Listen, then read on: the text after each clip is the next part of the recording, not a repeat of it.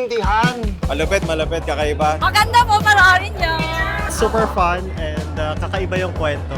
Galing, kompleto. Iiyak ka, tatawa ka, may-love ka, solid. Sobrang nakakatawa kasi sobrang ilang ko yung movie. Nakakatawa, nakakaiyak, halo-halong emosyon. Galing. Hindi mo in-expect na doon papunta yung kwento. So, maganda siya kasi maraming surprises. In love si Ngongo. Halaga ba? Makinis, maganda, morena, mabait.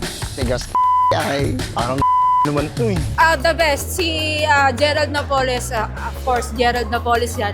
Talagang napakagaling. Magaling si Gerald. Ang galing-galing niya talaga, promise. Panoorin nyo, sulit yung pera nila. Ang laki ng potential ni Malupiton. Galing nilang lahat, lalo si Malupito na idol. Nakakamahan ako eh. First time kasi. Hindi naman ako sanay sa ganito eh. Wow! Kaya niya kasi mga iwi ko, murong-ngongo. Sobrang ganda, tapos sobrang sulit. Nakakaiyak, tsaka marami kang aral na mapupulot. Iba talaga ang pagmamahal ng isang ina. Panoorin niyo guys. It attacks you emotionally and gives you so much more knowledge about how they are feeling. Ang ganda ng lesson kasi more of how you see life. Na-appreciate ko yung people with disability, especially people with cleft palate. Hindi siya about pagiging ngongo lang. It's about your own personality. Kung paano mo siya i-embrace. Para matanggap ka, kailangan kang magmalait. Kailangan mong umihin yung sakit para matanggap ako.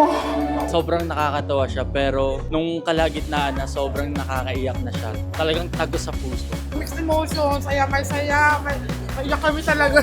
Sobrang galing nilang lahat, congrats! Doon ko nakita yung importance of acceptance. Pinakita ng pelikulang ito na talagang kailangan ng pag-unawa, respeto at pagmamahal. Hindi pala siya ganon na minamak yung mga PWD. And nung napanood ko siya, yung judgment, turns out, empowerment pala siya. Kung pipiliin nila na kutsain at apakan ng kapwa nila, yun ang kapansanan nila. Oh, dito ka na sa nanay. Mamano ka sa nanay, ha? Hello po, Mami. Hello. Ah! What the Ngongo yarn?